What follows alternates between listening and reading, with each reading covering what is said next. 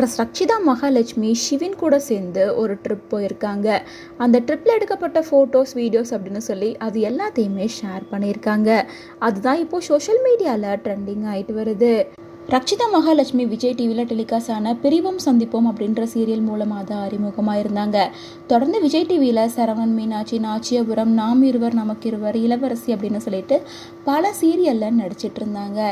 இந்த நிலையில் சீரியலில் மட்டும் இல்லாமல் ரீசெண்டாக இப்போ நிறைய மூவிஸ்லையுமே கமிட் ஆகி நடிச்சிட்டு வராங்க. பிக் பாஸ் ஃபேமஸான பாலாஜி முருகதாஸ் கூட சேர்ந்து ஃபயர் அப்படிங்கிற மூவியில் கமிட் ஆகியிருக்காங்க. அதை தொடர்ந்து அடுத்தபடியாக யூ ஆர் நெக்ஸ்ட் அப்படிங்கிற படத்தில் கே.எஸ். ரவிக்குமார் அவர்கள் கூட சேர்ந்து நடிக்கிறாங்க. இந்த படத்தை கே.எஸ். ரவிக்குமாருக்கு ரொம்ப நெருங்கிய ஃப்ரெண்டு ஒருத்தர் தான் டைரக்ஷன் பண்ண இருக்காரு. இதை தொடர்ந்து ரக்ஷிதா மகாலட்சுமிக்கு அடுத்தடுத்து நிறைய ப்ராஜெக்ட்ல பிஸியாக இருந்துட்டு இருக்காங்க. இந்த நிலையில் பிக் பாஸ் போயிட்டு வந்ததுக்கு அப்புறமா அவங்களுக்கு இப்போ வரைக்கும் ரொம்ப க்ளோசஸ்ட் ஃப்ரெண்டாக இருக்கிறது ஷிவின் தான். எங்கே போனாலும் ஷிவின் கூட தான் போயிட்டுருக்காங்க. அவ்வளோ திக் ஃப்ரெண்ட்ஸாக 2 பேருமே இருந்துகிட்ருக்காங்க.